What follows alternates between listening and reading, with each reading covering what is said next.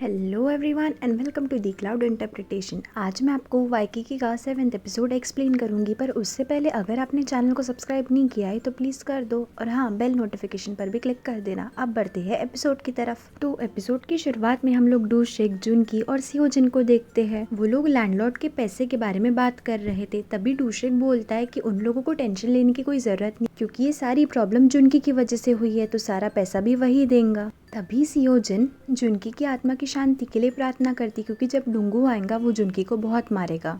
तभी वहाँ पर डुंगू आ जाता है। डुंगू सुहा को अपने साथ में लेकर आता है। सुहा को देखकर सब लोग चौंक जाते हैं। डुंगू सुहा को अंदर लेकर जाता है। तभी सुहा बोलती है कि उसे यहाँ पर नहीं रुकना चाहिए। तो डुंगू उसे बोलता है कि वो सुबह जहाँ चाहे वहाँ चली जा सकती है, पर अभी उसकी सेफ्टी के लिए उसका यहाँ रहना ही बेहतर है। डुंगू लिविंग एरिया में आकर सबको बताता है कि सुहा का बॉयफ्रेंड उसके सारे पैसे लेकर भाग गया और उसके पास जाने के लिए कोई जगह नहीं है। ये सुनकर जुनकी बोलता है कि उसे सुहा के लिए बहुत ही ज्यादा बुरा लग रहा है, पर तभी सियोजिन बोलती है कि उसे बस पनिशमेंट मिल रही है क्योंकि उसने डुंगू को किसी अमीर आदमी के लिए छोड़ दिया। तभी डुंगू सियोजिन को डांटने लगता है। तभी सियोजिन बोलती है कि डुंगू को अभी भी सुहा के लिए फीलिंग्स है, इसी के लिए वो अभी भी उसकी इतनी कदर करता है। तभी जुनकी डुंगू से ऑरेंजेस मांगने लगता है, तो डुंगू उसे मारता है और बोलता है कि तुम ऑरेंजेस मत खाओ, पहले पैसे लेकर आओ जिससे हम लोग रेंट भर सके। अगली सुबह यूना सबके लिए पाई बनाती है। पाई देखकर जुनकी बहुत ही ज्यादा खुश होता है। तभी डुंगू से पैसे के बारे में पूछता है, पर जुनकी बोलता है कि खाने के समय ऐसी बातें नहीं करनी चाहिए, और पाई को खाने लगता है। जैसे ही वो पाई खाता है वो पाई को फेंक देता है और वहां से चला जाता है अपना मुंह धोने। तभी सियोजिन बताती है कि उसे वॉलनट से एलर्जी है। वॉलनट खाने पर जुनकी को चिकन पॉक्स, डायरिया और फीवर हो जाता है, और ये सब कई हफ्तों तक चलता है। तभी वहाँ पर सोहा आती है और डुंगू को बोलती है कि अब वो यहाँ से जाना चाहती है। तो डुंगू से पूछता है क्या उसके पास में जाने के लिए कोई जगह है। तो सोहा बोलती है वो अपने सारे डिजाइनर बैग बेच करके कोई ना कोई जगह ले ही लेंगी, अपने रहने का बंदोबस्त कर ही लेंगी, और वहाँ से चली जाती है। नेक्स्ट सीन में हम लोग देखते हैं कि सोहा अपने बैग्स बेचने के लिए पार्क में जाती है। वहाँ पर में उसका कस्टमर आता है और उसका नाम उसैन बोल्ट होता है। वो सोहा को बेवकूफ़ बना के उसके सारे बैग्स पहन लेती है और वहाँ से भाग जाती है। सोहा उसे पकड़ने में नाकामयाब हो जाती है और रोने लगती है। नेक्स्ट सीन में हम लोग डूशिक को देखते हैं। डूशिक जो एरोटिक फिल्म लिख रहा था वो उसके एक्टर और डायरेक्टर से मिलने जाता है। तभी उसे अपनी एक बचपन की सहेली मिलती है। तभी डायरेक्टर उसे बताता है कि यही एरोटिक फिल्म की मेन लीड है। डूशिक का ये सुनकर दिल टूट जाता है, क्योंकि वो लड़की उसका फर्स्ट क्रश थी। घर पर हम लोग देखते हैं कि जुनकी पैसे का अरेंजमेंट कर रहा था, पर उससे कोई भी पैसा देने को तैयार नहीं था। तभी डूशिक वहाँ पर आता है और जुनकी को बताता है कि उसका पहला प्यार ही उसकी एरोटिक फिल्म की मेन एक्ट्रेस है, और रोने लगता है। नेक्स्ट सीन में हम लोग देखते हैं कि सोहा गेस्ट हाउस के बाहर ही खड़ी थी। तभी वहाँ पर डुंगू आ जाता है और उससे पूछता है कि वो गेस्ट हाउस के बाहर क्या कर रही है। तो सोहा बताती है कि उसे नाइट ब्लाइंडनेस है और उसे पता ही नहीं चला कि वो कब उसके गेस्ट हाउस के बाहर आ गई। तभी डुंगू को समझ में आ जाता है कि इसके पास में जाने के लिए और रहने के लिए कोई जगह नहीं है, और वो उसे गेस्ट हाउस के अंदर ले जाता है। सोहा के रूम में जाने के बाद सब लोग बात करते हैं कि सोहा नाटक कर रही है कि उसे नाइट ब्लाइंडनेस है। तभी जुनकी डुंगू को बोलता है कि वो मान क्यों नहीं लेता है कि वो अभी भी सोहा से प्यार करता है। तो डुंगू मना करता है और जुनकी को फिर से पैसे के बारे में पूछता है। तो जुनकी मना कर देता है कि उसके पास में पैसे नहीं है अभी। तो डुंगू यूना को बोलता है कि वो जुनकी को खाना ना दे जब तक कि वो पैसे नहीं ला कर देता है। तभी जुनकी गुस्सा हो जाता है और अपने रूम में चला जाता है। अगली सुबह डुंगू काम पर जा रहा होता है। तभी वो देखता है कि यूना सोफे पर सो रही थी। उसे ये देखकर यूना की बहुत चिंता होती है, पर वो सोचता है कि वो यूना की इतनी चिंता क्यों कर रहा है। फिर उसे लगता है कि ये सिर्फ सिंपैथी है, और वो यूना को ब्लैंकेट उड़ा देता है। तभी सोहा वहाँ पर आती है और डुंगू को बोलती है कि अब वो यहाँ पर और नहीं रह सकती, क्योंकि वो डुंगू को और परेशान नहीं करना चाहती है। तो डुंगू से पूछता है क्या उसके पास में सच में कहीं जाने की जगह है।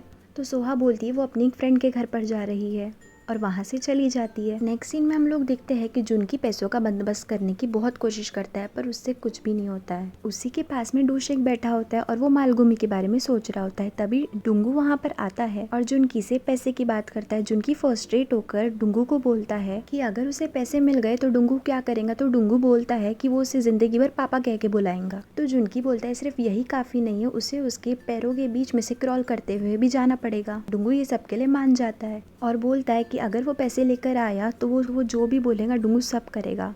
नेक्स्ट सीन में हम लोग देखते हैं कि डूशिक एरोटिक फिल्म के ऑडिशन के लिए एज अ जज जाता है। वहाँ पर मालगुमी और डायरेक्टर भी आते हैं। डूशेक सबको रिजेक्ट कर देता है ये बोलकर कि कोई भी अच्छा नहीं है। तभी ऑडिशन देने के लिए जुनकी वहाँ पर आता है। तभी डूशेक जुनकी को साइड में लेकर जाता है और उससे पूछता है कि वो यहाँ पर क्या कर रहा है। तो जुनकी बोलता है कि उसे किसी भी तरीके से पैसे चाहिए और इसी के लिए वो ये फिल्म भी कर रहा है। Getting back to the audition, मालगुमी और डायरेक्टर को जुनकी बहुत पसंद आता है और जुनकी सिलेक्ट हो जाता है एरोटिक फिल्म के लिए अपोजिट मालगुमी। डूशेक ये सुनकर बहुत ही ज्यादा सदमे में चला जाता है कि उसका बेस्ट फ्रेंड उसके पहले प्यार के साथ में बेड सीन करेगा। डूशेक घर पर आकर जुनकी को बहुत मना करता है कि वो ये फिल्म ना करे, पर जुनकी मना कर देता है और बोलता है कि उसे ये पैसे किसी भी तरह चाहिए ताकि वो डुंगू को मजा चखा सके। तभी डूशेक जुनकी को बोलता है कि उसके पेरेंट्स इसके बारे में क्या सोचेंगे। तो जुनकी बोलता है कोई बात नहीं, उसके पेरेंट्स को एरोटिक फिल्म पसंद है और उन्हें कोई दिक्कत नहीं होगी। डूशेक बोलता है कि अगर उसकी वाइफ ये देखेंगी तो क्या सोचेंगी। तो जुनकी बोलता है कि वो कोई ऐसी लड़की से शादी करेगा जिसे ऐसी मूवीज पसंद हो। फिर डूशेक बोलता है कि अगर उसके बच्चे ये देखेंगे तो क्या सोचेंगे। तो जुनकी बोलता है कोई बात नहीं, वो अपने बच्चों के साथ में ये मूवी देखेगा ताकि उन्हें वो एजुकेशन दे सके इस बारे में। तभी डूशेक जुनकी को वर्कआउट करने को मना करता है। नेक्स्ट सीन में हम लोग सोहा को देखते हैं। सोहा एक होमलेस शेल्टर में जाकर रुकी थी। उसे डुंगू बार बार फोन कर रहा था पर वो उसका कॉल रिसीव नहीं करती है। तभी होमलेस शेल्टर की मालकिन वहाँ पर आती है और उससे पैसे मांगती है। उसके पास में पैसे ना होने पर वो पुलिस को कॉल करती है और पुलिस सोहा को अरेस्ट कर लेती है।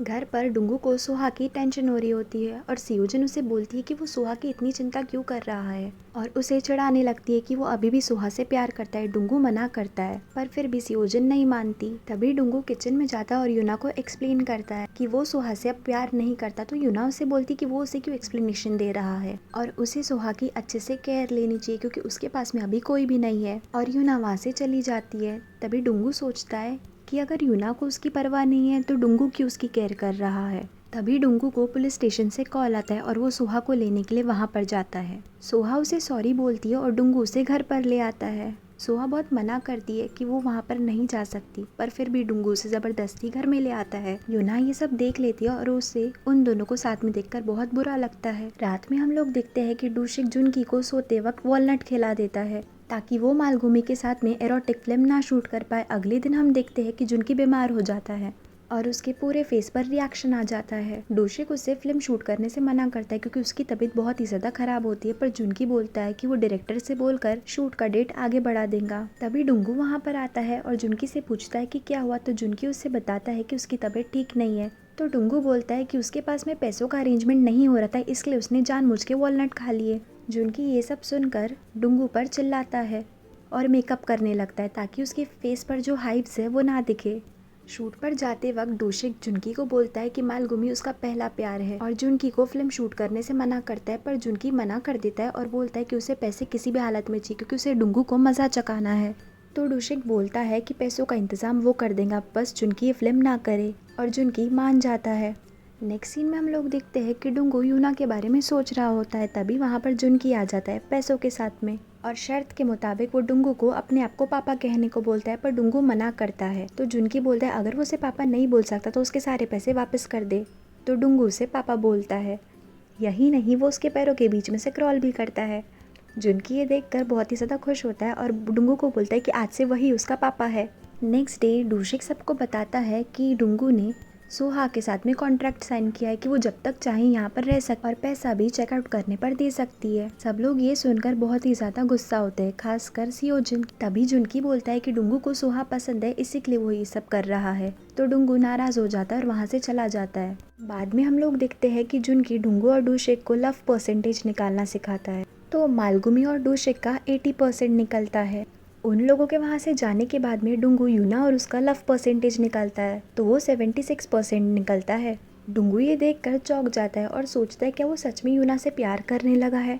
नेक्स्ट सीन में हम लोग देखते हैं कि जुनकी, डूशेक, सियोजिन और डुंगू सब लोग ब्रेकफास्ट कर रहे होते हैं। तभी जुनकी सबको बताता है कि डूशेक मालगुमी को लेकर बहुत ही ज्यादा कंफ्यूज है। तो सियोजिन उसे बोलती है कि अगर तुम उसे प्यार करते हो तो तुम उसकी फुटस्टेप्स पहचान जाओगे।